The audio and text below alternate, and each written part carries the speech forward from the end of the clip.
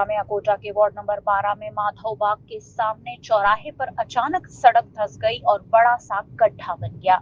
फिलहाल सुरक्षा के मद्देनजर प्रशासन ने गड्ढे के आसपास बैरिकेडिंग कर दी है। प्रारंभिक जांच में पानी की पाइपलाइन लीकेज को सड़क धंसने की वजह माना जा रहा है। इस घटना के बाद वार्ड नंबर 12 के कांग्रेस अध्यक्ष अमर बाग ने कॉरपोरेशन पर सवाल उठाते हुए कहा कि अगर निरीक्षण सही ढंग से हुआ होता तो ऐसी स्थिति नहीं बनती।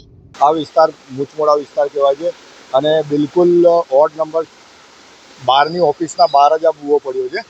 હવે તમે બૂવો જોઈ શકો કે કેટલી મોટી માત્રામાં છે। આખી બસ જતી રહે એટલો મોટો બૂવો છે અને ઉપરથી આ એક પાઇપલાઇન બી તૂટી ગઈ છે અને હવે એને સરખી રીતે રિપેરિંગ કરે તો સારું છે। આ તો કોંગ્રેસનો ટાઈમનો રોડ છે એવું કહેવામાં આવે છે, બરાબર।